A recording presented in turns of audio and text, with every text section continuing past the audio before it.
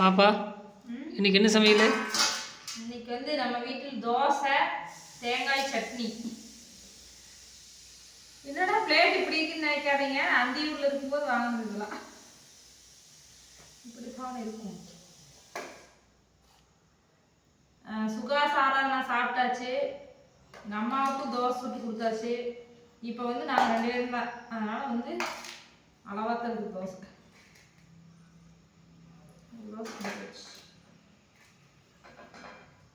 பிஞ்சு பிஞ்சு போகுது, ஆனால் தோசை டேஸ்டாக இருக்குங்க ஃப்ரெண்ட்ஸ். உளுந்து கொஞ்சம் அதிகமாகிடுச்சு,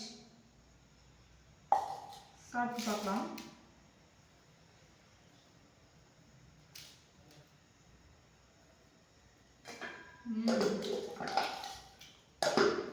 இன்னைக்கு நைட் நம்ம வீட்டில் தோசை தேங்காய் சட்னி. உங்கள் வீட்டிலலாம் என்ன சமையல் அப்படின்னு சொல்லி சொல்லுங்கள், வாங்க சாப்பிடலாம்.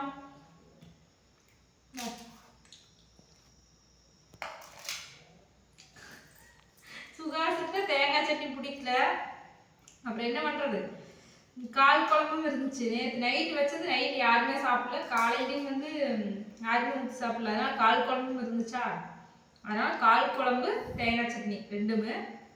நாங்கள் தேங்காய் சட்னி மட்டும்தான் ஊற்றி சாப்பிட்றோம். ஓகேங்க ஃப்ரெண்ட்ஸ், உங்கள் வீட்டில் என்ன சமையல்னு சொல்லுங்கள், அடுத்த வீடியோவில் பார்க்கலாம். இனிய இரவு வணக்கம்.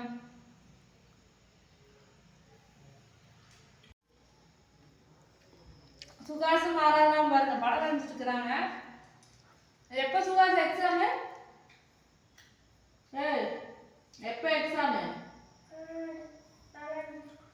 ஒரு நாள் தான் கேப் இருக்குது, எக்ஸாம் இருக்குதாமா. உங்களுக்கு படம் வரைஞ்சிட்டு இருக்கிறது பாருங்க.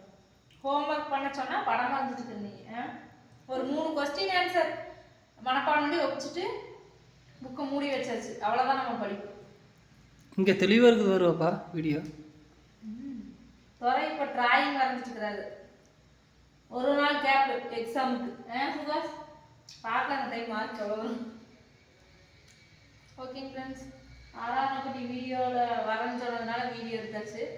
அடுத்த வீடியோவில் பார்க்கலாம். பாய்.